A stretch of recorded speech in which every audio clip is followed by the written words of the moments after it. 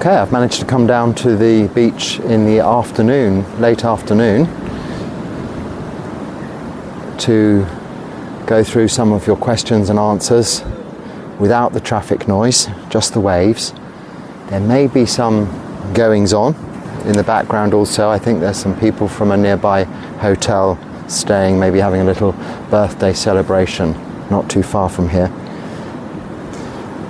But if I get on, I won't be too specific. I'm afraid I've taken a little while to answer this comment, just because I've been catching up, no real reason. But I won't be too specific. Just a person living in Colombo has commented previously that they are fed up in life and wanted to stay far from people and families. I have no interest of anything, plus a failure, depression and anxiety increase a lot. I am a burden to my family, so I want to go away and live in peace. May I have a solution for this?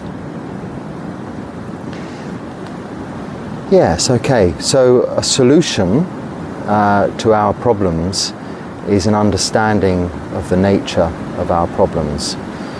That firstly, we're not alone. As all beings are subject to aging, sickness and death, all beings are suffering. We call this dukkha in Buddhism. That is the Pali word for unsatisfactoriness. Now, a lot of our anxiety is based on fear of things going wrong, not going according to plan, fear of loss of someone or something, or even our own well-being, health, fitness, or life even, fear of our life. This is the cause of anxiety. What we need to do is train our minds through this practice of sila, moral virtue, that is keeping the simple precepts of no killing, stealing, sexual misconduct, lying or taking of intoxicants, because that forms a very sound foundation and basis for our overall practice in life of meditation, using meditation as a way to develop wholesome mind states and eradicate unwholesome mind states, which we call wisdom or panya in the Pali language. We want to do this so that we can see clearly the cause of what it is that's creating this depression, this anxiety, or this sense that we are a failure or not doing well. So this is what we should recognize first of all, that this is nature, this is the Dharma, this is the truth of existence. It is nothing unusual to experience suffering as a result of the impermanence of all conditioned things and the very nature that everything is unsatisfactory. Even the good things in life come to an end and therefore produce a feeling of suffering as they come to an end. But then so too do the bad things in life, the bad emotions, the depression, the anxiety, also comes to an end, and therefore you have some relief from that suffering at its end rather than the suffering at the end of something you enjoy. So this is the first thing to understand. Now, we cannot run away from our problems. Often people think, well, you run away to a monastery in a foreign country and that's it, that's the end of it. Unfortunately, that is not the case. Wherever we go in the world, whatever we do, whenever it is, those things, those concerns, this suffering comes with us. It is there. It isn't always as a result of what we are seeing or what we're perceiving. So it's not always what we're seeing, hearing, smelling, tasting, touching, thinking, therefore experiencing in the moment that is causing the suffering. It is our perception, our reaction to that seeing, hearing, smelling, tasting, touching, or thinking. So by changing our environment, we just do that, change our environment. The suffering goes with us. We need to understand the suffering. Now, of course, taking yourself out of a situation which is not conducive to that practice of keeping moral precepts, to the practice of being able to just sit calmly, even if you're not meditating, but to just to sit with yourself and learn to enjoy your own company. Learn to let your mind settle in order to become clear, tranquil, peaceful. If the situation you're in is not conducive to that, then yes, there is a tendency to think moving on to somewhere else is better. And yes, for a beginner in meditation in this practice, it is perhaps essential to go to find other people who are of a similar mind in organizations or groups, a meditation group for instance, or go on a retreat, a meditation course, something like this. I did respond to you directly and I think suggested that there are, if you want to get away for a short while in order to experience external peace and therefore see more clearly what's going on inside, in your mind, because this is the most important thing to eventually resolve, not what's happening outside, but what's happening inside. But I did suggest that as you are in Sri Lanka, there are female monasteries. They are where there are bhikkhunis. Yes, because you're a lady. Where you can go and stay for a short time or a long time for a retreat. Now, this doesn't mean you have to ordain and become a nun, but you would be required to keep the 8 precepts for the short time that you're staying there or the long time that you're staying there. You'll find that that is conducive to solving all or becoming a solution to these problems that you're highlighting currently in your life.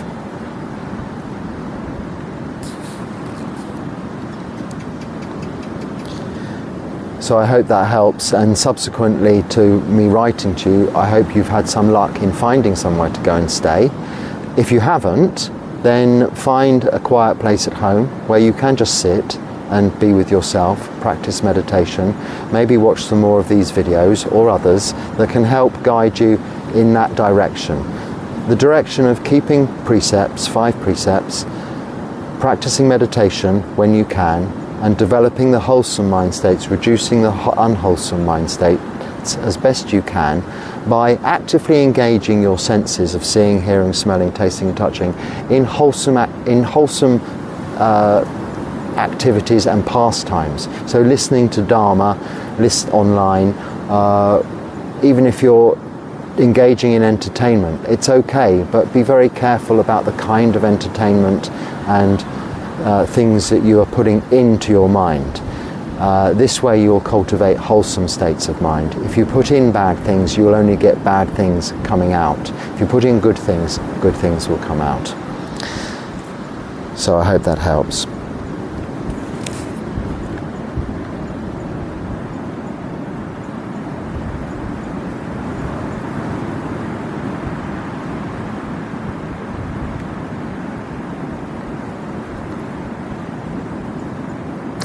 Okay, Phra Dan, before you decided to go forth, without sounding like prying as such, I want to know if you were experiencing anything like anxiety or apathy, depression, with what the world tells us will bring happiness.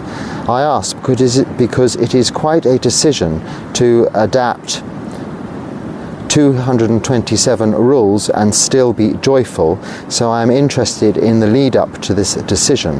Aside from benefits from meditation becoming obvious, was there more that appealed? Thanks.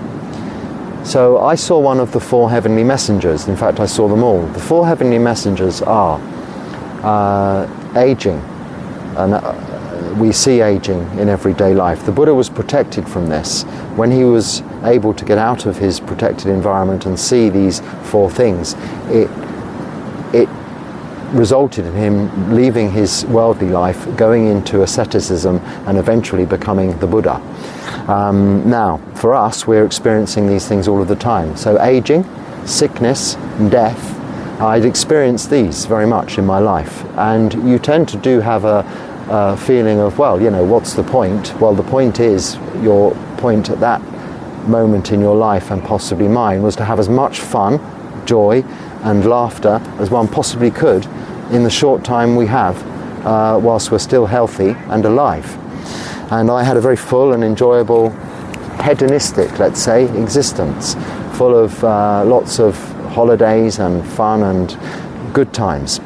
So I didn't experience anxiety particularly, or apathy, or any real depression to cause me to move towards this life. But what I did start to recognize through those heavenly messengers of aging, sickness and death, was the impermanent nature of the fun we're having, and the insatiable nature of our desire, that we cannot satisfy the desire as hard as we might try.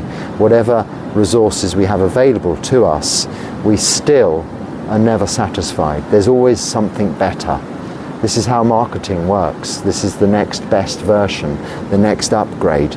Do you still have your old version of whatever it is that's now upgraded several times later, several years later, many times? No. It's probably quite adequate and functional, but we are continually striving for more and better. The fourth of these heavenly messengers is a monk. Now we go on Pindapat in this country and in Buddhist countries in the morning to be an advert, like a sandwich board person in London walking around saying golf sale, or you might see them saying Jesus predicted the ends of the world or something like this, but they're advertising something.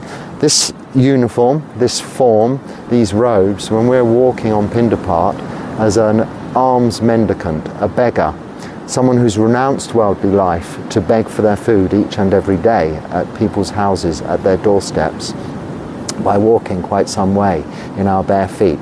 This is signifying the monastic life as the alternative to the household life. Now you might think, well, who'd want to choose that? When you go to a monastery, when you experience seeing that for the first time, you experience the seeing of people whom appear on the outside to have contentment, appear on the outside to be very serene and calm and actually quite happy with that life. So it's quite attractive. Now, of course, when you go to the monastery and you go to live in a monastery and you experience this close up, you learn that it isn't as easy as it might appear. It involves a lot of mental work, a lot of practice, and a lot of struggling and difficulty, even in what is a very simple life. However, you do see that that life does result in satiability, in the satisfaction of, well, the reduction, eventually a complete eradication of unwholesome desire, or tanha, thirst and craving, this insatiable desire, this continuous wanting, and this continuous idea of what next, what happens now. You see in monastic life, you see in monks, you see in nuns, a way of living whereby there is really no next. There is nothing to satisfy. They have met their requirements for the day and are able to practice free to some extent from the suffering of going and getting, of chasing, of continually trying to satisfy an insatiable, what we feel or felt as lay people as a need, which is just an unwholesome desire. The seeing of the monastic sangha and seeing the peace and tranquility within it, and when you get to meet senior monks or monks that have practiced well, whom have attained to some level of enlightenment, you experience the sheer bliss and joy of their presence, and you are very much awakened to the alternative, to just simply living a life with aging, sickness and death, and trying to make as much fun to distract yourself from the reality of that in the meantime. You see there is a way of realizing the fruitlessness in that hedonistic striving, that hedonistic activity. And you see in that representation of the monastic form an alternative, an answer. And that is what I saw. I saw monks at my local monastery, and I thought, well, admirable, but I couldn't do it myself. But eventually, through the practice of meditation, I was tempted and I went to stay. At first it wasn't easy, but eventually, it's a long story, and I've already covered this in other videos, so you can find those, how to become a monk or something like that, on this channel. But eventually I decided to give it a go, because you don't have to take vows for life, but you do have to renounce everything, and that's what I did, eventually becoming a monk. So let me just check I've answered your question. I'm getting a bit of a problem with the sun now, shining directly into my eyes, so I might have to move a little bit. So yes, so you say adopting 227 rules. We don't see these really particularly as rules. They are called that, but they're guidelines, they're supports. The Patimokkha rules, the 227 rules of the Patimokkha, are there to assist us or protect us from breaking the core 5 precepts.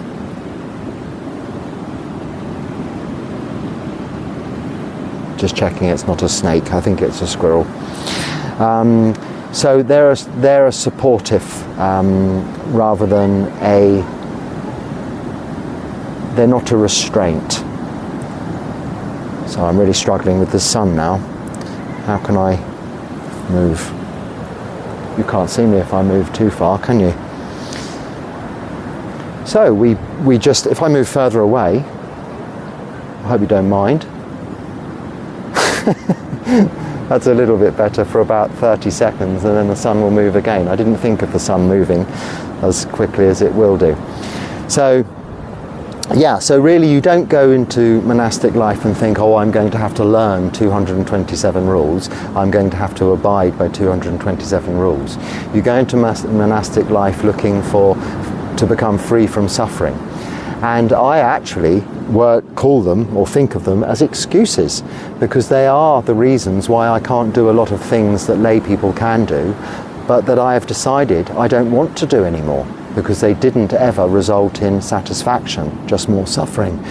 So as a result of that, I can lead a very straightforward and simple life with the supportive structure of those rules, this Vinaya, this Patimokkha, these 227 rules, helping me to keep sila, keep the moral precepts. Okay, where I live in Dorset, it's not possible to meditate on the beach. I tried today. Dorset is a county on the south coast of England, UK, in case you're not from there and you wouldn't know. Very lovely county, very beautiful beaches, and I know exactly where you're coming from with this. So, today it is saturated with dogs, and they sprint right up and knock everything over and get your clothing dirty. It's basically uninhabitable for anyone who wants to sit and meditate. It's only for dog walkers these days, who only shout and talk to the dogs. They totally ignore you as well afterwards. I have to survive by walking meditation. It is inspiring to see there are still places you can sit and meditate without disturbance. As you can see, there is always disturbance wherever you go. It's in your mind. To me, it's coming from the sun, which is there into and also some noise of some party goings on that I'm not able to see. If I was, I'd have to move to another place anyway. But I think I can hear in the very distant background some activities. But I know exactly what you mean. But I don't know as much in Dorset, but certainly in Hampshire, which is the neighbouring county, there are some dog-free beaches nowadays for that reason. Not specifically for meditators, but not everybody wants dogs rushing up to them. Now, it's quite a unique thing, I think, to England. Here there are many, and in India, many stray dogs, more in India, but here too, not so many. They tend to be less, they're outside all of the time, so they don't rush up to you so much. I have had this experience that you're talking about, and I think, I'm afraid it's a case that the use of the beach is there for everybody. and there are a lot of dog walkers, and they love to let their dogs run on the beach. Dogs are that. They're not going to recognize you're meditating, and they will crash into you, or if not, they'll kick sand all over you. I'm very familiar with this situation where I was living on the beach for 6 months. It wasn't a dog-free beach, but not so far. A walking distance was a dog-free beach, and I would sit on that beach if I chose to meditate on the beach. But the beach is not an ideal place to meditate whether there are dogs or not. I know it looks beautiful in the videos with the sunset and the beautiful background, but and I said in that last video, when I didn't intend to actually make a video, but I just recorded it as I was sitting on the beach, I did say I'm sitting on the beach watching the sunset. I might have titled it Beach Meditation, but really it's not that. You're sitting on the beach, enjoying the beach, and there's nothing wrong with that, enjoying the sunset. Or you can stand up, walk. This even walking on the beach, practicing walking meditation, is not walking meditation. It's walking on the beach, because of course there are so many beautiful things to see, listen to, activities going on. You've got a beautiful sunset. Don't miss it with your eyes closed. Enjoy it. You may not have many more to enjoy, so enjoy what's there. Meditation is for home.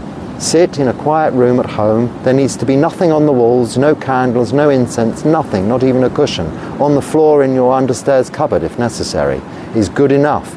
You're going to be closing your eyes. You're not going to be listening to anything. You're going to be meditating. And the same for walking meditation. Nothing to distract you. You just walk up and down, backwards and forth, no more than 20 paces, 30 paces at maximum, at a normal pace, not too slowly but not quickly. Just a little bit slower than your normal walking pace, being mindful of each step only, as you're stepping right, stepping left, stepping right. Enjoy walking on the beach, enjoy sitting on the beach, enjoy swimming, sunbathing, doing whatever you do on the beach. Enjoy going for wonderful walks, but don't call it meditation. You're going for wonderful walks, you're sitting on the beach enjoying a sunset.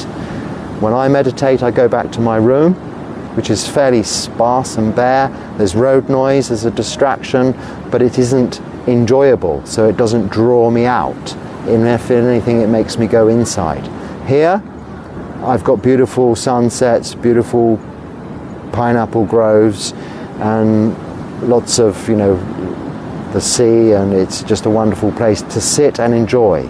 So don't mix the two up. I know it seems all very romantic to have sunsets and meditation and but this isn't really the meditation I am talking about.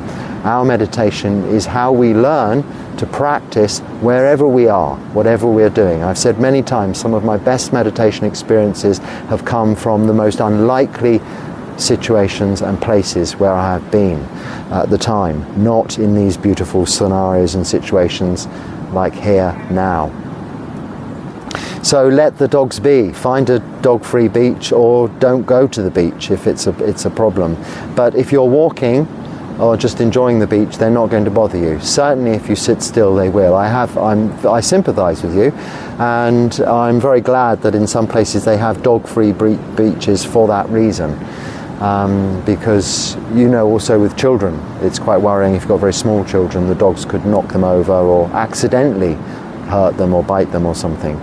These things can happen. And someone says, my dog doesn't like meditation, however gets relaxed, instead likes swimming. I'm not sure really what you mean by that, but anyway. So next question. He doesn't want to go to the next question.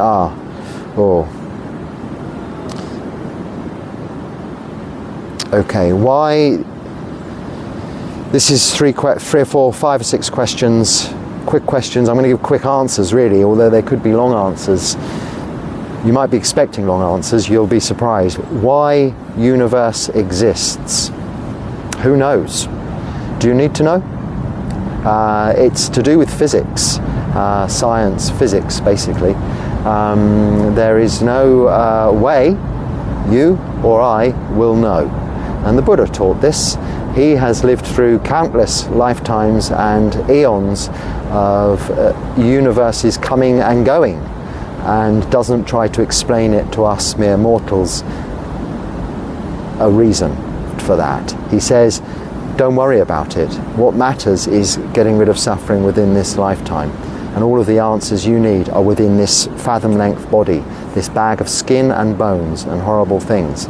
You don't need to be going out looking throughout the whole universe for the answers. You won't find them. It's infinite, ultimately. Beyond space, beyond the universe, what's there? We cannot know. We do not know. So why? I don't know. And I don't think you'll find anyone who does know. They'll have ideas to be believed, but nothing that can be proven. All that is true, the truth, is that there is suffering. All beings suffer, but there is a cause, an end, and a path leading to that end of suffering, which is identifying the cause. Okay, why there are natural laws in the universe. So this is science, this is nature, this is physics. There are natural laws. There are all kinds of scientific explanations to them all, which I'm not going to go through, but that is why. This is why we as physical bodies exist. How do I know if nirvana is true? We call it in our tradition nibbana, but it's similar to the Sanskrit nirvana. How do you know if it's the truth? You do not know unless you experience it yourself. So the Buddha said, don't believe me, experience it for yourself, practice sila, moral virtue, practice meditation, samadhi, and practice developing wisdom, panya, wholesome mind states reducing unwholesome mind states. By this practice, and this practice alone, following the Noble Eightfold Path, you will get a glimpse of Nibbana. Then nobody needs to tell you whether it's true or not. There's nothing to believe. You will experience it for yourself. There is never anything that you need to believe. Only believe what you experience. If you don't experience anything, then assume it's not real. But if the Buddha teaches a way in which you can experience it yourself, then there's nothing to be lost. There's no harm in giving it a go, trying, experiencing it. I did that when I became a monk. I thought, well, I did have a fair bit to lose, I suppose, but I was prepared to renounce everything and give it a go. I knew that I could always start again. I thought I would try it for a short while and see how it is. And I'm still doing it, and I'm very happy that I'm still doing it. And it gives me contentment, satisfaction that I didn't find in worldly life. That is experiential. I didn't have to be told that or believe it. I was told, you go and try it for yourself and see what it's like. How do I know if rebirth is true? Because you're here. You've been reborn into this life, so it must be true. Or if you believe there was nothing before you came along, then again, there's nothing you need to believe. You don't have to believe rebirth is true, but you are experiencing in every moment rebirth. If you look at my talk on dependent origination, the 12 links of dependent origination, it explains it very as simply as I can, how we go from ignorance to suffering, how we go from delusion to rebirth, how basically we continually follow these cravings, these unwholesome desires, tanha, to be reborn into the next moment through our thoughts, our actions of body, speech and mind, creating causes and conditions for the next moment. You don't need to believe in rebirth after your death. If there is nothing after your death, then there is nothing to be concerned about. If there is rebirth, or if indeed there's heaven and hell, if in some other theistic faiths, for instance, after your death, if you've led a morally virtuous life, then you have no cause for concern. So by practicing sila, keeping moral virtue, then you don't need to hedge your bets, but you can be sure that whatever happens after death is going to be, you're putting all the right causes and conditions in place for that to be okay. So you can experience through deep levels of samadhi, through this practice, you can experience quite awakening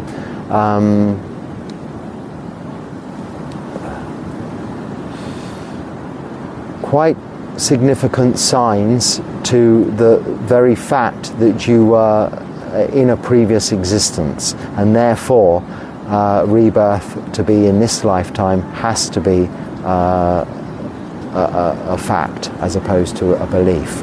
So this can be seen for yourself within this practice.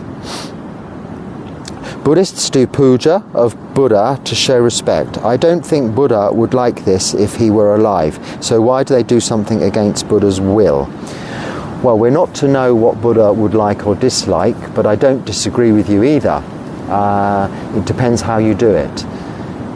His monks would, and lay followers, when they went to see the Buddha, and you'll read in all of the suttas, would bow 3 times and sit to one side.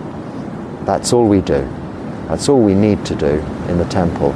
This is only a representation of the idea of the Buddha. It's like a word written on a piece of paper representing an idea.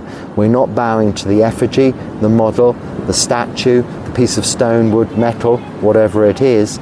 We are reminding ourselves of the teacher whom lived and is now no longer alive, whom left us the Dharma, the teachings, the Buddha, the Dharma, and the Sangha, whom have continued to this day, so many thousands of years later, 2,566 years later, the way the Buddha taught. So we bow out of respect to all of that, the triple gem, the Buddha, the Dharma, and the Sangha. Why we bow 3 times? The Buddha didn't object in his lifetime to people paying their respects in that way. It was kind of traditional to pay respects in that way to teachers, as it still is today in some countries. Here and in India, people bow to you, to your feet, and even touch your feet or put their heads on your feet in some situations. This is their humility and showing their respect to their teacher. So that is the consideration there. It is perhaps over-exaggerated sometimes, but that is out of enthusiasm and the joy for the celebration of the life of the Buddha, the teachings, and the Sangha, as opposed to a worshipping or a praying. I know exactly what you're saying, though. He didn't actually want, and he said there'll be no statues, there'll be no effigies, and he'll leave nothing other than the practice, Sila Samadhi Panya. Follow the Noble Eightfold Path is all you need to do to remember me. And often in monasteries, the only thing there is to signify the Buddha as a presence to pay your respects to are 2 footprints or an empty chair. This is sufficient. His epithet, I think you call it, so a nickname or a name that's often referred to the Buddha, is the Tathagata. And the Tathagata means thus gone. And thus gone, therefore, he is no longer here to be worshipped, bowed to, prayed to. Thus gone, Tathagata. So that's the way he wanted to be remembered, how he referred to himself, not as something to be glorified in statuesque form, which is an image brought from other cultures anyway. But it's there for something to represent him and his teachings and for us to pay our respects to. And my mum forces me to eat meat because she doesn't get much time to cook vegan items and she thinks it will make shortage of nutritions. What should I do? Well, yes, it's difficult. We have to eat meat if it's all we have to eat. We don't have any choice over to what we beg for our food, but most people respect that we don't, generally. But it's not part of the precepts, as long as we're not killing. I can understand if you don't want to eat meat. You can just say, perhaps to your mother, maybe not so much meat for me. No, don't bother with my portion. Save yourself some money. Buy some extra vegetables.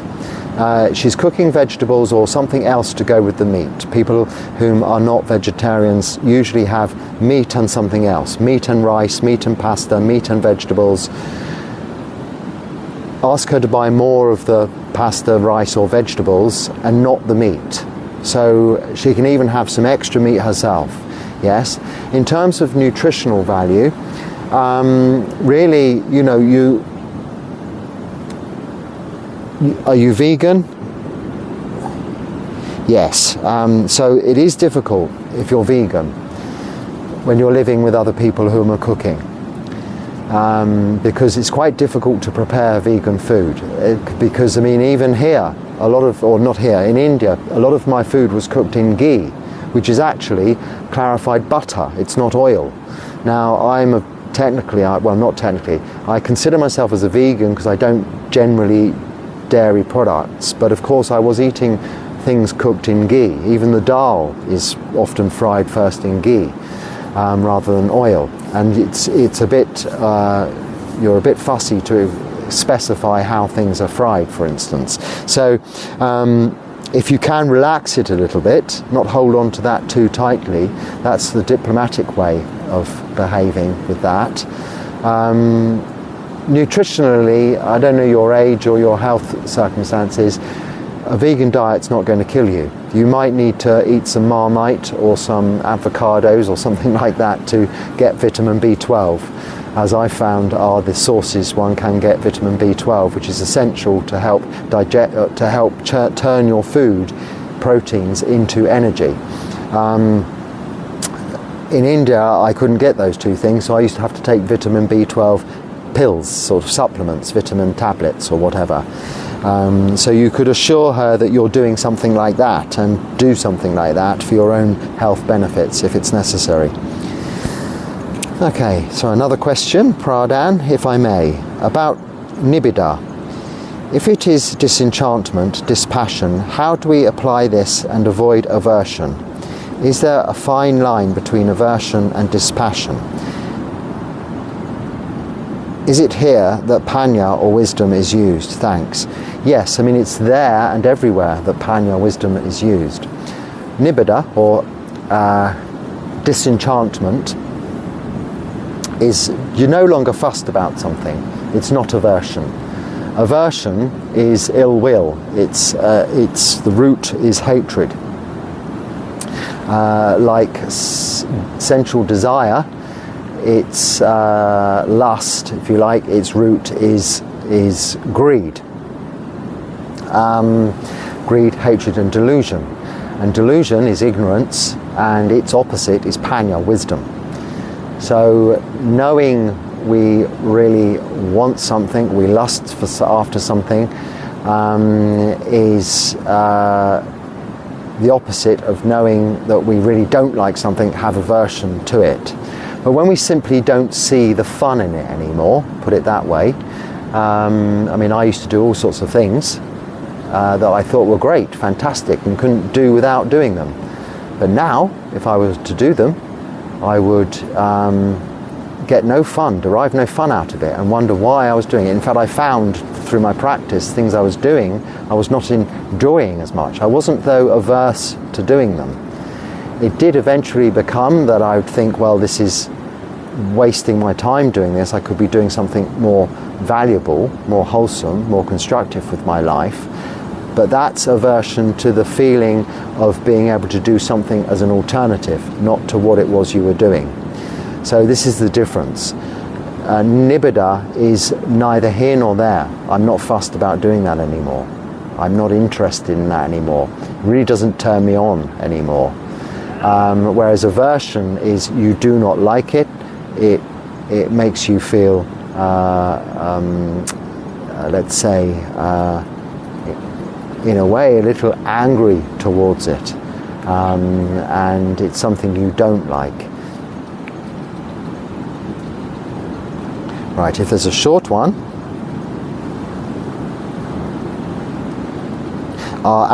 same questioner, so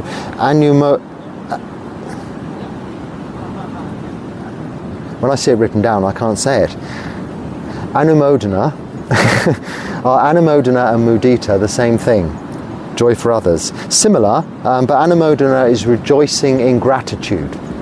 I say it instead of thank you. Because if we say thank you, we imply that someone's given us something, and we, not that we don't want to owe them something back, but we are implying a kind of a contractual arrangement, if you like. Well, thank you, you've given me something, I owe you one. Anumodana is rejoicing in the fact that you have given to me I have received, and I have received the pleasure of what you've given to me, but you have received also the pleasure of being able to give. And I have been able to receive the pleasure of being able to give you the opportunity to give to me. So it's mutual gratification. Mudita is simply the appreciation and joy of someone else's joy. So I can understand why they could be considered the same, but there's a very slight difference between the two. There is a fine line difference between those two, whereas the fine line between what we were just talking about, which was nibbida, so disenchantment and aversion, is not such a fine line. There's quite a distinct difference between nibbida and aversion, or disenchantment and aversion. There's quite a distinct difference. Mudita and anumodana is a little bit of a closer, they're quite similar, but different. You wouldn't say to someone, mudita. You'd say, I'm really pleased for you. So now I can hear some funny noises coming up behind me. I think that's possibly a good opportunity to say, call this talk on these questions and comments to an end. Thank you for watching. I hope there's something useful in there that you can use. If not, just let it go.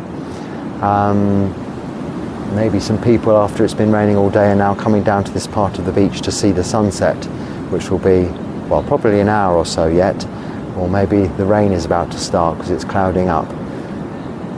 But something looks like it might be starting to happen. So it's time for this monk to disappear back into his hidey hole kuti, away from the public eye, through my trees behind me here, and out of this public arena. Until next time, and I look forward to talking to you again. Thank you for watching.